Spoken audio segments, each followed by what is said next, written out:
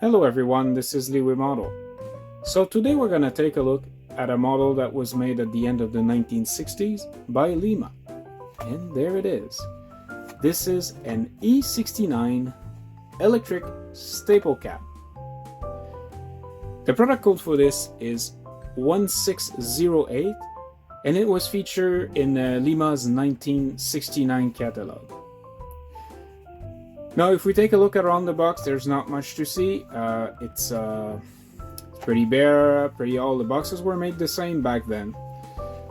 So that means that we can open it up quicker.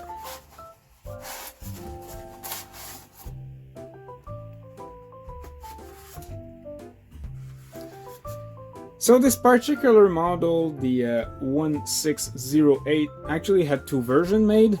This is the second version. The first version was actually pretty funny, and I'll tell you about it in a minute. So let me just take this out of the box. Now on first glance, a staple cab locomotive with a pantograph like this, it really makes me think about another one I reviewed, which is this here. Was an N scale. It was a pretty value proposition made by Cato. So, yep. If you're interested by that one, link's gonna be up there. Now, this locomotive, I told you it has a funny history. Well, turns out that 1608, this particular model, had a different naming right here. Turns out it was a blatant copy of a model made by this company here, Fleshman. Now today they only make N-scale stuff, but back then, see, this is a wagon dating back from around the same era. They were making HO stuff. So in fact they copied it so well that they left the Fleshman logo directly in in the mold. So the first version of the 1608 was actually branded Fleshman, made by Lima, and yeah, Fleshman had some legal talk with Lima back then. So this unfortunately is not that. This is the revised version, branded. The FS here is the Italy State Railway. It does have a movable pantograph like what you see here, with that little spring loaded mechanism here. Now if you look inside, obviously there's no cab interior. There is, however, a motor that I've talked several times on this channel but never showed. So I'll show it to you today. The decoration on it's pretty simple, as you can see. It's a tree color. Now this part is black, and the top part here, the shell, is painted into color, that light gray, and then the bottom part is painted in navy blue. However, you can see that it's a bit messy between those two colors here. It's not as good as what we have today. However, I can say that the Italian State Railway logo, the number 312, both of these are, pretty well applied. So what kind of details we have on this? Now the pantograph, obviously this is separately attached, as you can see, has many parts, and it looks pretty good. Everything else, well, it's pretty much molded. So you have the chassis right here, which is one part. Everything else is another part. In fact, it is so simple that it was used in many different starter sets. Let me open this up for you so I can show you how it works. It's very, very easy again.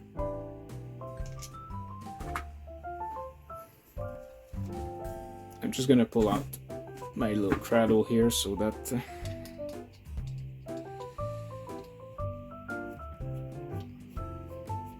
I do not damage or scratch the top of the cap.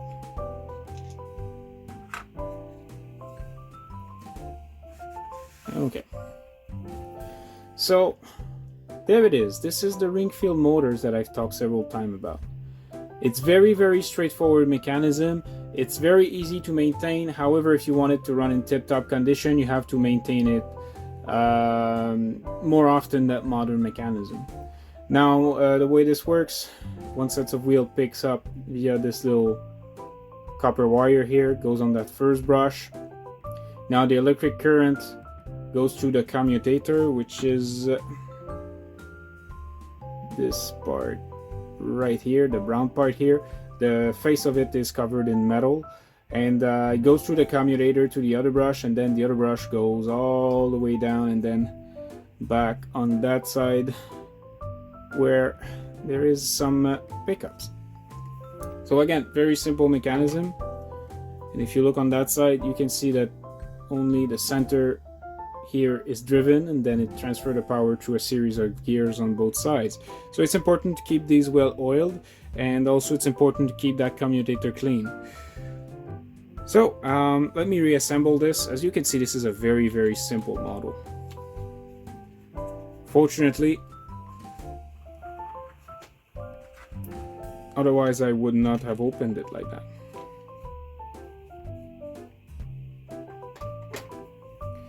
So there's not much detail on it. As you can see, it's expected from a model that old. Also, it was used in many starter sets, like I said. However, a version in the starter set tended to not have that pantograph here and just having the cab with the chassis.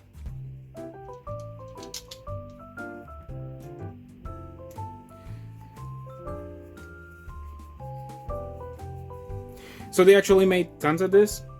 Again, this one was featured in the 1969 catalog, and I was able to find some of these in Lima's catalog up to mid-1980s. So you can expect these to have lasted, you know, a good 15 years on the production line. And who knows? I mean, maybe there's a lot of them that I haven't seen. Maybe it lasted longer than that. So what I'm gonna do, I will just go put this down in the track and show you how it runs. And obviously before doing that, I'm gonna service it. So I'll see you in a bit. Okay, so I've set up the locomotive on the track here, right here. So the track that we're gonna use today, this is the Bachmann Easy Track made out of nickel silver. You can distinguish them because they are light gray as opposed to dark black, which would be Bachmann's steel track. Now, powering this up, what we have, we've got a Bachmann train controller right here. That train controller was in the DeWitt Clinton set that I recently reviewed, and it's being powered by the Elminger X3 Pro portable power station. So, about this particular loco, the motor that you have in there, as you've seen, is a Ringfield motor. So I did a full service on it. Hopefully it's gonna run okay. However, they are known to require a bit of running in each time the motor is cold, if you understand what I mean. So let's see how it's gonna go. Hopefully I did a decent job with the servicing.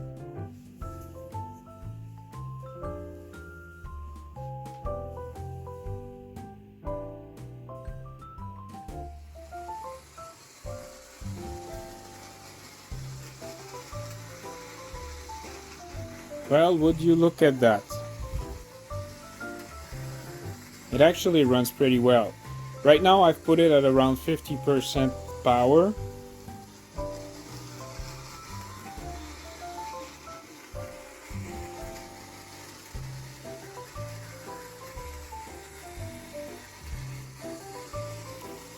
I'm just curious, will it run as well going reverse? Let's check it out.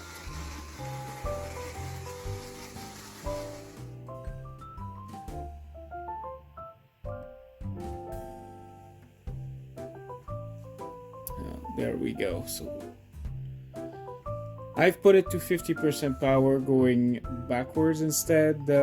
So yeah, the Ringfield motors, sometimes they act up like this. Let me just give it a tap and see if it's gonna fix itself.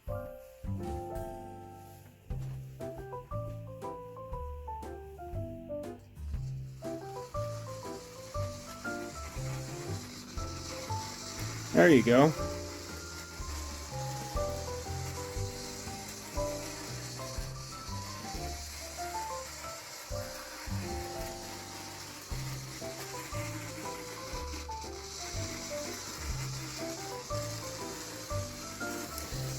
So the Ringfield motors also, they do use a bit more power than modern motors. So I guess if you see it jittering a bit right now, if I would put a slightly more power on it, I think it would fix itself. Let's just try it out.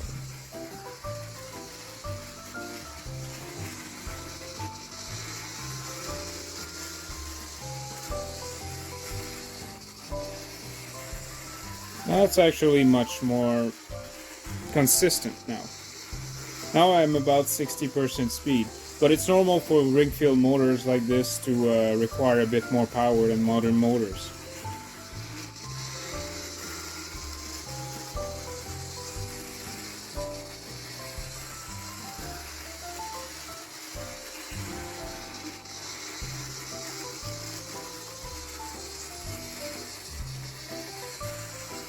Okay, so let me turn this down and we'll wrap this up.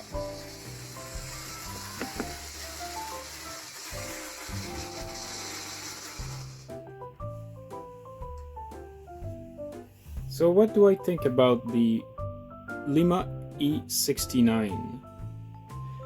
Well, obviously this is a very vintage model, so I mean I cannot review it the same way I would with a modern one. There's a couple of nice things about it. Well, first of all, I think for being such an old model, it's in great shape. I mean, this particular unit is in great shape.